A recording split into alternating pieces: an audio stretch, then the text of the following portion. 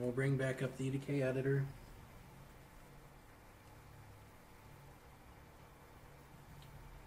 And hey, it's on No Man's Land. So this is a good time to talk about where I saved this file. It is in File, Open, UDK 2012-07, UDK Game Content. This will be important because you want to play it from UDK Game to get all the Scaleform to work. And it won't appear in UDK Game unless it's in the UDK Game Content folder. So we're going to go to the Scaleform pause.udk. I don't have a package associated right now with this because I'm just using these sample static meshes. So we load it in. The switch still works. That switch still works. And this switch works now. On and off. Off, off, off.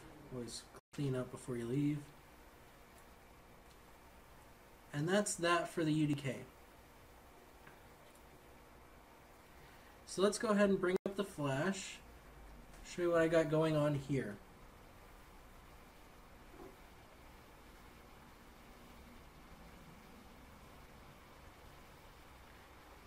What we have here is an ActionScript 2.0 file. Do not use 3.0. It does not work with UDK correctly right now. You want to do new ActionScript 2.0. And what I've got in front of you is a generic template that I've set up. You have some title text.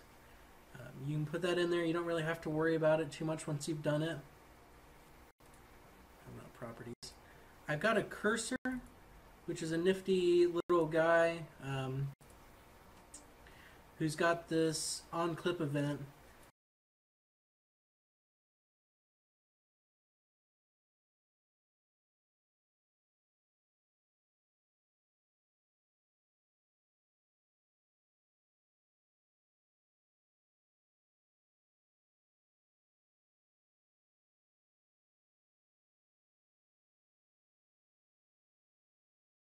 And restart buttons, definitely. And this is simple. This dot under frame equal function underscore x equals underscore root dot underscore x mouse. Same.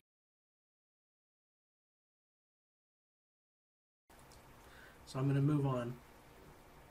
We have these two dynamic text boxes, and you bring those in by clicking the text tool. And then you'll have this option to select dynamic text, and then you just put it wherever you want it. I'm going to delete this extra one. The important part here is that once you've brought them in, you give them an instance name.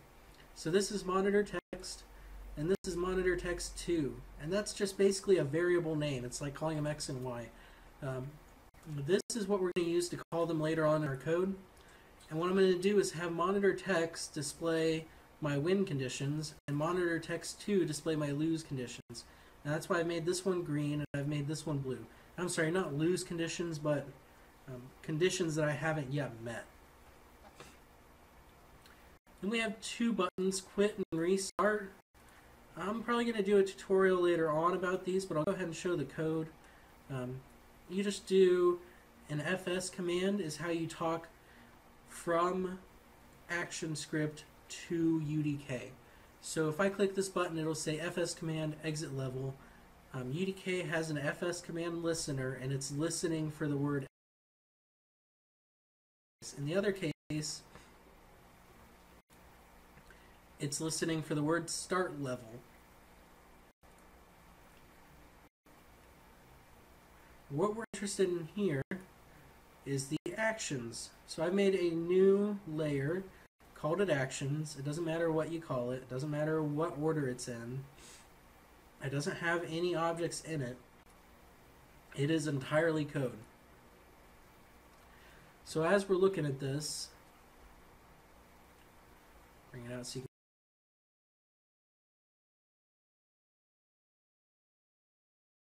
can switch 1, function switch 1, this variable, switch1.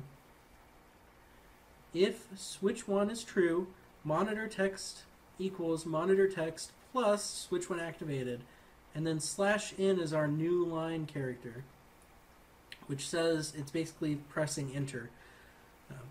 Then if it's not true, monitor2 text equals monitor2 text plus switch1 not activated, and then a new line. And what this does is it doesn't overwrite the text that was there, it adds it to the text that was there. Now we have to break this up because there's no good way in UDK to pass two variables at the same time, or two variables. It's just easier to split them into two functions, because UDK, you can pass as many variables as you want from Flash, or from UDK to Flash, but you cannot pass named variables. So they have to be static things. You have to set them. And I'll show you that later in the code and bring it up again when I get to it. Switch 2 is the exact same thing, which I'm going to go ahead and write in switch 3 since we just made switch 3. So function switch 3 colon void tells it that it's not expecting it to return anything. So if you had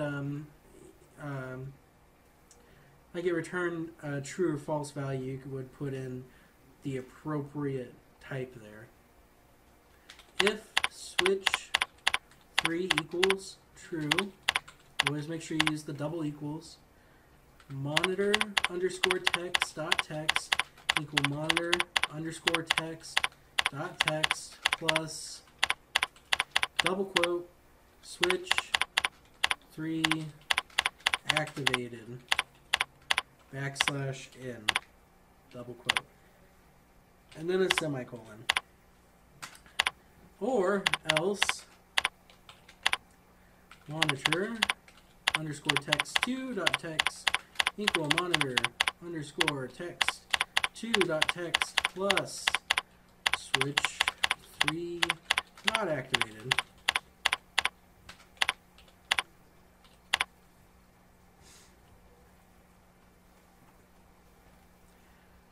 The last one we have is a score final function.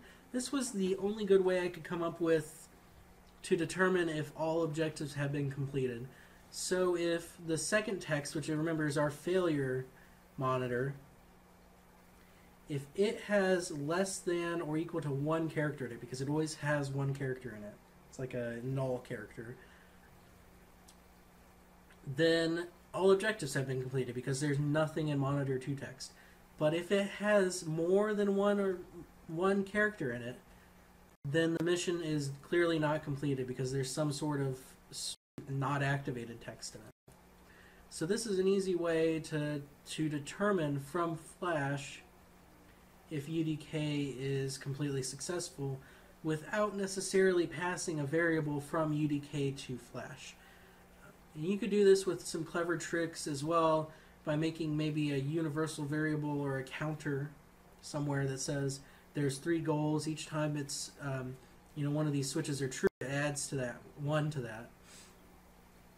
But this was the quickest, easiest way. Since I was already using these monitors, I figured that was the easiest. That's what we need to do in Flash. I'm going to go ahead and file, save all, and Scaleform launcher.